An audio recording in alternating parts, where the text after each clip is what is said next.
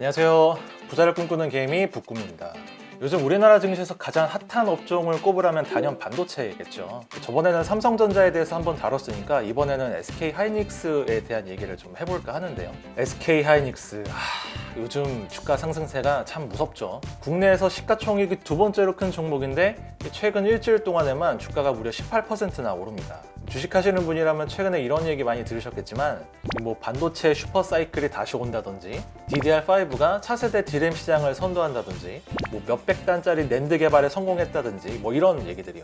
그래서 참 좋다는 건 알겠는데 그래서 어디가 얼마나 어떻게 좋다는 건지 이 D램은 뭐고 낸드는 뭐고 이 슈퍼사이클은 뭐고 참 이런 궁금한 점들이 많습니다. 그래서 이번 시간에는 이런 궁금한 점들 위주로 하나씩 정리를 해보려고 합니다. 기초적인 상식들 위주로 준비를 했으니까요. 부담 없이 봐주시면 좋을 것 같습니다. SK하이닉스는 대한민국을 대표하는 기업 중에 하나죠. 시가총액 2위의 대기업이고 그리고 삼성전자와 함께 이 세계 메모리 반도체 시장을 양분하는 글로벌 기업이기도 합니다. 그런데 SK하이닉스가 한때는 업계에서 애물단지 취급을 받던 시절이 있었다는 거 알고 계셨나요? 심지어는 주가가 100원대까지 떨어졌던 흑역사도 있고요. SK하이닉스의 모태는 1983년 설립된 현대전자입니다. 당시 재계 1위였던 현대그룹이 반도체 전자시장에 뛰어들기 위해서 야심차게 설립한 회사였죠. 당시에는 LG그룹도 반도체를 가지고 있었는데요.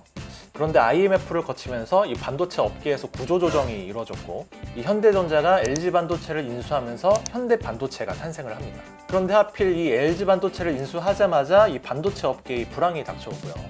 또 현대그룹의 왕자의 난까지 겹치면서 이 자금난에 빠진 현대반도체는 채권단에 넘어갈 수밖에 없었죠. 2001년에 현대그룹에서 분리되면서 사명도 하이닉스로 바꿉니다. 이후에 긴 반도체 불황의 터널과 워크아웃을 지나서 2011년에는 SK그룹이 하이닉스를 인수하게 됩니다. 그리고 모기업의 든든한 지원을 받고 설비 투자도 하고 반도체 치킨 게임까지 거쳐가면서 지금의 SK하이닉스가 된 거죠. 이 고생 끝에 행복 시작이라고 이 위기를 넘기자 SK하이닉스에도 봄날이 찾아옵니다. 반도체 상승 사이클이 다시 찾아오면서 실적도 주가도 다시 껑충 뛴 거죠. 저번에 삼성전자 영상에서도 설명드렸다시피 이 반도체, 특히 그 중에서도 메모리 반도체는 호황과 불황이 주기적으로 반복된다는 특징이 있습니다. 이 글로벌 경기에도 영향을 받지만 이 주요 글로벌 IT 기업들의 투자 시기라든지 장비 교체 주기, 그리고 새로운 IT 기기 등장 등에도 영향을 많이 받죠. 보통 3, 4년에 한 번씩 사이클이 온다고 보시면 됩니다. SK하이닉스의 매출 구성을 보면 거의 대부분이 메모리 반도체입니다. 비메모리 반도체로 카메라 이미지 센서를 생산하긴 하지만 아직 매출 비중은 좀 미미하죠. 전체 매출의 한 70%가 D램이고요. 한 25% 정도는 낸드 플래시입니다. 메모리 사이클에 크게 영향을 받을 수밖에 없는 매출 구조인 거죠. 여기서 잠깐 SK하이닉스의 주요 제품인 D램과 낸드 플래시에 대해서 잠깐 설명하고 넘어갈게요. 이 D램과 낸드 모두 이 데이터를 저장하는 저장 장치라고 보시면 됩니다. 이 D램은 처리 속도는 빠르지만 전원 공급이 차단되면 저장되어 있던 데이터가 날아간다는 특징이 있습니다. 주로 현재 실행 중인 프로그램을 임시로 저장해뒀다가 바로바로 불러서 사용할 때 많이 쓰입니다. 낸드는 D램보다는 처리 속도가 좀 느리지만 대신에 전원 공급이 차단돼도 저장되어 있던 데이터가 날아가지 않고 그대로 남아있는 비휘발성 메모리입니다. 이 기존의 저장 장치로는 HDD, 하드디스크 드라이브가 많이 쓰였죠. 그런데 이 HDD를 대체할 새로운 저장 장치로 SSD가 최근에 각광을 받고 있는데요. 이 SSD의 부품이 낸드 플래시라고 보시면 됩니다. 이 SSD는 HDD보다 비싸긴 하지만 크기는 작고 전력 효율도 더 높고 그리고 더 많은 데이터를 저장할 수 있다는 장점이 있죠. 다시 사이클 얘기로 돌아와서요. 이 메모리 반도체 시장이 2016년부터는 역대급으로 상승하는 이 소위 슈퍼 사이클이 시작됩니다. 4G, LTE 같은 초고속 인터넷망이 깔리고 또 여기에 기반한 클라우드 서비스가 본격적으로 시작이 되면서 구글이라든지 아마존, 마이크로소프트 같은 글로벌 IT 기업들이 데이터 센터 구축에 집중적으로 투자를 시작했던 거죠. 이때부터 한 2년간 메모리 반도체 수요는 급등했고요. 덩달아서 SK하이닉스의 실적과 주가도 같이 점프합니다. 하지만 메모리 반도체는 사이클이 있다고 말씀을 드렸잖아요. 이 서버 투자가 어느 정도 끝나고 나니 수요는 확 줄고 공급은 그대로인데 수요가 줄어들다 보니까 재고는 쌓이고 반도체 가격은 떨어지는 이 침체 사이클이 시작이 된 거죠. 당연히 SK하이닉스의 실적과 주가도 같이 조정받을 수밖에 없었고요. 지금까지 설명을 들으셨다면 메모리 반도체 기업은 무엇보다 반도체 메모리 업황의 사이클에 따라 실적과 주가가 민감하게 반응한다는 걸 잘 아셨을 겁니다. 그러면 주가가 다시 오르기 위해서 중요한 거는 반도체 사이클이 다시 상승 국면에 접어드는 게 제일 중요하겠죠. 최근에 SK하이닉스나 삼성전자의 주가가 급등한 것도 이것 때문입니다. 내년부터는 이 메모리 반도체가 다시 상승 사이클에 진입할 거라는 기대감 때문인 거죠. 증권가에서는 몇 가지 근거를 가지고서 슈퍼 사이클을 예상하고 있는데요. 우선은 이 시기상 슈퍼 사이클이 올 때가 됐다는 게 첫 번째 이유입니다.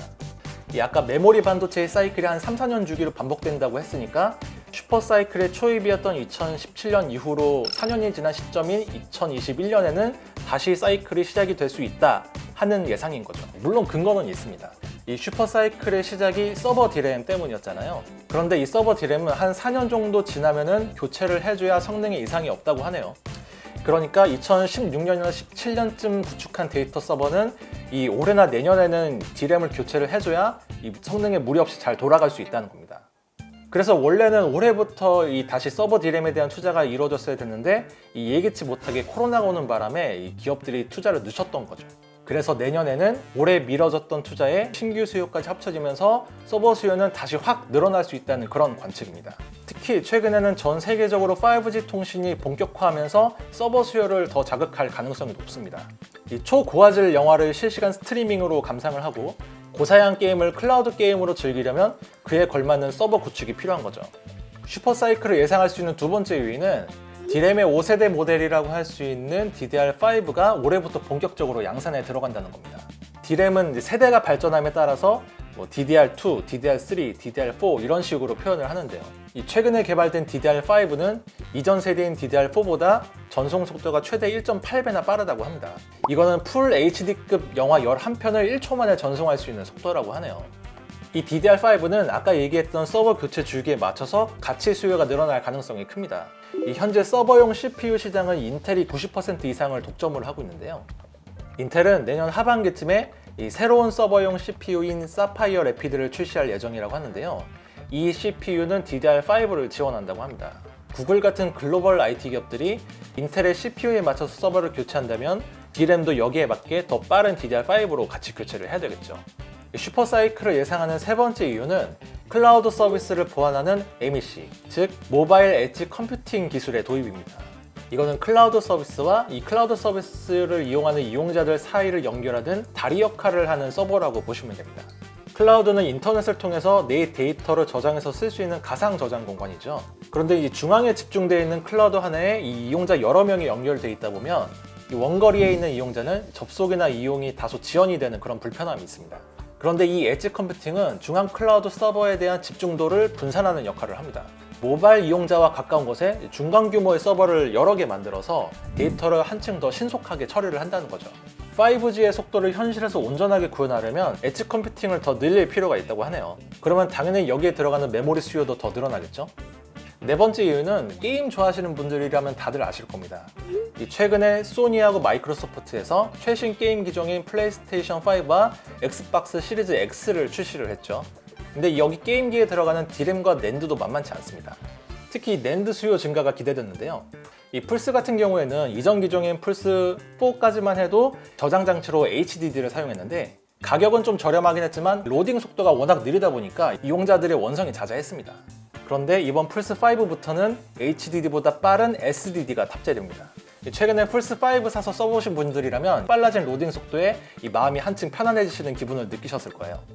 지금 게임 업계에서는 이 플스5가 뭐 한 1억 대 이상 팔릴 거다 이런 예상도 있긴 한데 증권가 예상으로는 신규 게임기 출시가 이 전체 낸드 수요의 한 5% 정도를 담당할 거다 이렇게 예상을 하고 있습니다.